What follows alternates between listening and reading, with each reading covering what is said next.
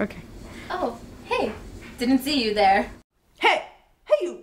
How have societal changes shifted the ideal female body image exaggerated through American sex symbols from the 1920s to present, and how has this affected each generation's self-perception? We're gonna start in the 1890s. Don't get too ahead of yourself.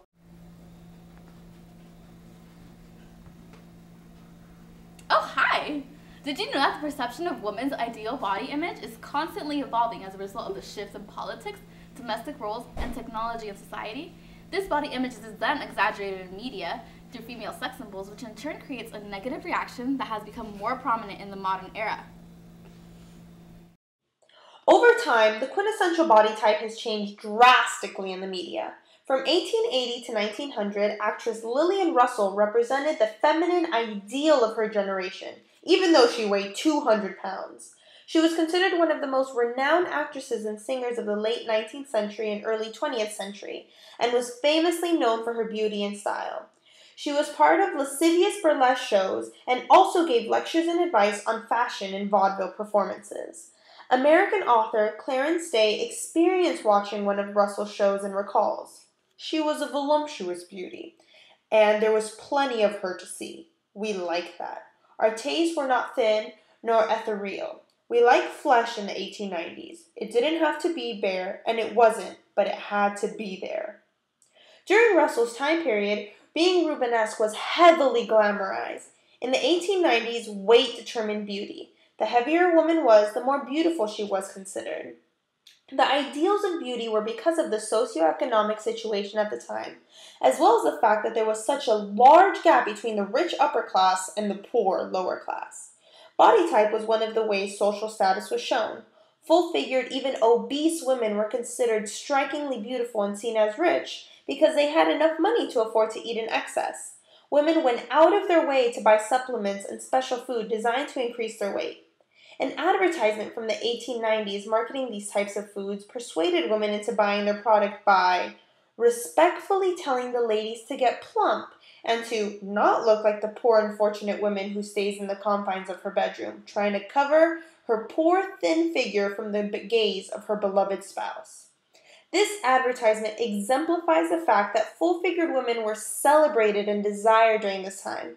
It even went to the extent of saying that it is embarrassing not to be plump, and that husbands would prefer corpulent women. So, countless women attempted everything in their power to have the ideal body type of large curves and fleshiness. The idea of a sex symbol really made its mark in the Roaring Twenties. The rise of the flappers and prohibition caused America to go through a type of sexual revolution. With both jazz and alcohol being presented to a society rooted in tradition and morals, there was a new loosening of sexual hangouts. Advances in health and medicine during the 20s created a new interest in nutrition, calorie consumption, and physical vitality, which was advocated by the flappers, who focus on dieting away their hips by being more health conscious. The rising popularity of the flappers influenced women to also change their own dietary habits, which in turn caused them to be thinner because they began eating much healthier foods. The discovery of vitamins and their benefits happened at the same time, which also added to the health-conscious craze. All of this, plus the invention and popularity of the radio, where the public learned about the benefits of consuming foods with high nutritional values, created a generation of health fanatics. When the 19th Amendment was ratified, women finally gained the individual right they had so vigorously sought. They no longer wanted to be second-class citizens, so when the amendment was passed, it gave them more confidence and a thirst for freedom. Women felt as though they had a new power and began wanting to use this power in other aspects in society. They gave up many of the controlling aspects of the late 1890s, from the modest clothing to personal freedom. For the first time, the idea of no longer just being a wife and homemaker crossed women's minds, so they started getting jobs outside the home. Not only did their perception on the role they had in society change, so did their conservative styles. They shortened their dresses, began wearing pants, and even bobbed their hair. The 1920s was when there was a shift to the new woman. They began enjoying freedom and leisure time. This shift in ideals and the idea of a new woman was manifested through the flappers, whose dresses were straight and loose, leaving the arms bare and dropping the waistline to the hips. Skirts rose to just below the knee by 1927, allowing flashes of the knee to be seen. This took away the emphasis from the breast and waistline and shifted the emphasis to the body as a whole. One of the most popular sex symbols of the time was Clara Bow, who epitomized this time era. Although the flappers era changed society drastically and was extremely popular, this panache lifestyle could not survive the Great Depression. The positive attitude could just not find a place amidst the economic hardships of the 1930s, which brought out a conservative reaction and a religious resurgence that set out to end the optimism and high-spiritedness of the 1920s. The 50s, a thriving era for American citizens. All citizens except women. After the end of World War II, men returned home from war. Women who were in the workplace returned to be homewives. They wanted to forget all the troubles and trauma of the war. Women during the 50s were placed with many responsibilities in public, but more at home. These responsibilities fell on the women because men were off at work. Women were expected to have food served and serve the man the moment he came home from work because of the hard labor men had to do due to the new machinery in the workplaces. Women were not only required to be caring mothers, but diligent homemakers and obedient wives. The only way women were praised was by their housekeeping skills or their well-mannered kids. As technology advanced, washing machines were now more available to everyday people, which made women be more needed at home. The idea that kids represented the strength and well-being of a household made a woman who were shaped with bigger hips more attractive. The more kids a woman could have, the more prestige it brought to a family. Therefore, Marilyn Monroe, a size 12 during the 50s, attracted men through her large hips and curvy body. Marilyn appeared in various magazines such as Playboy, Yank magazine, among others. Due to the changes in technology occurring during the 50s, magazines were distributed quicker and were able to be available to anyone. People who saw Marilyn knew she had the ideal body. Therefore, women might try to replicate her body. In the 50s, having an ideal body did not mean skipping meals in order to have the ideal body. It meant having children. The way women's sizes work has changed since the 50s. Technically, Marilyn Monroe now would be a 6 and would weigh from 115 pounds to 120. She demonstrated an average person, but over-exaggerated the hips to make her extremely attractive. If Marilyn would be placed in today's world, she would not be considered as attractive as back in the days. This is simply because standards now are so high for the ideal body type. The 60s introduced the second wave of feminism, which is also called the women's liberation movement that was started in the 60s. First wave feminism was gone at this point, and that had focused on legal rights for women such as voting and property rights. Second wave feminism addressed the issues of sexuality, family, and the workplace. Betty Friedan displayed this criticism through the feminine mystique. It was a criticism of the culture in the 1950s and early 60s. Friedan made observations that women in society seemed unhappy. Specifically, she discussed how housewives throughout the country were unhappy despite material comfort. Therefore, although they had new appliances that eased their jobs due to technological advances, they were still unsatisfied with the roles they were expected to play in society. This encouraged women to want to make more of their lives. This allowed women to step back and begin valuing themselves more as intellectuals rather than conformist housewives.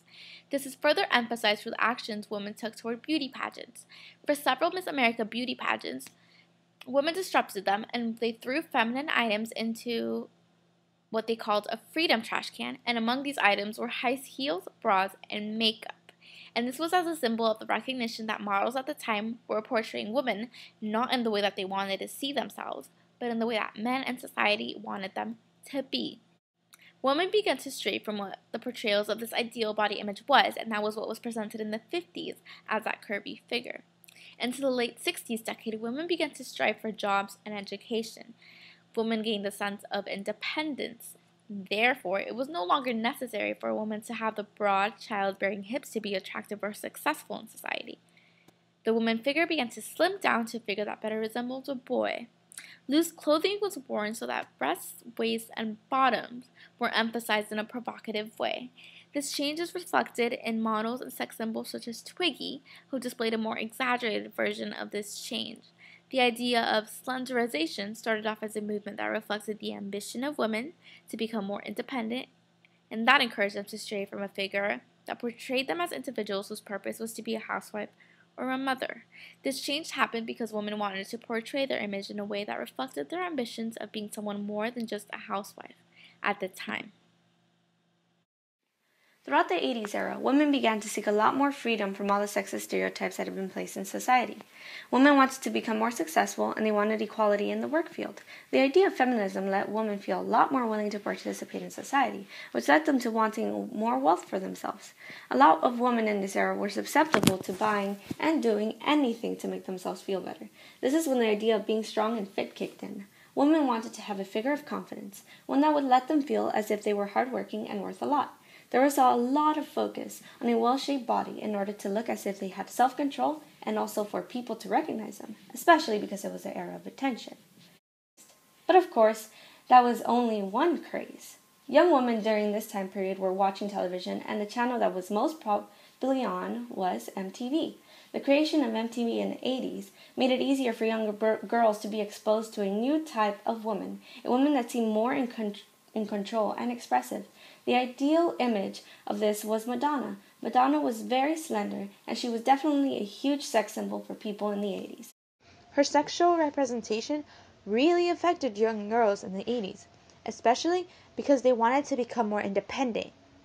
Because of this, the clothing style began to shift into a style that meant showing your belly and wearing tighter jeans. Being slim was also very important in order to look attractive to the opposite sex. This is where there was still a percentage of girls with dieting problems and health issues. A lot of wanted this image, but they took a solution that could hurt them in the long run. Young girls would do whatever they could to be expressive and to try to be independent. By the end of the 80s, high-definition television was invented, which only furthered the impact the media was having on exaggerating the ideal of women in society. The previous decade, the 1990s, sported sex symbols that were anorexic or almost anorexic. Although in the 21st century, the media still exhibited thin women, the women were not as thin as they were in the 1990s.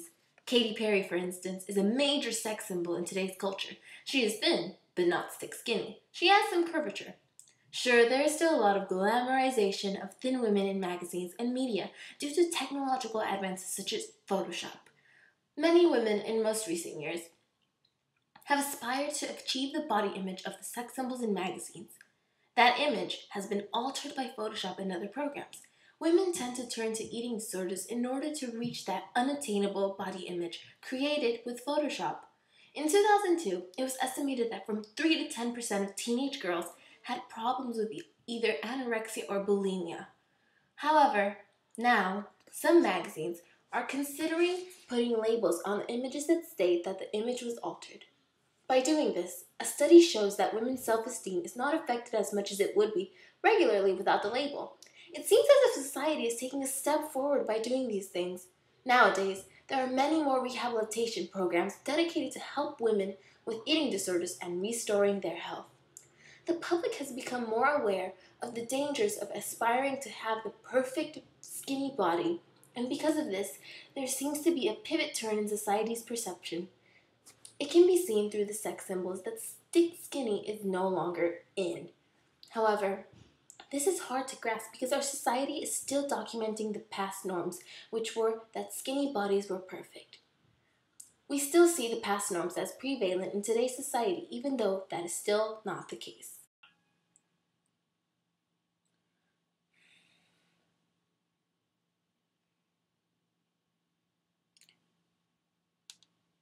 Oh, hi.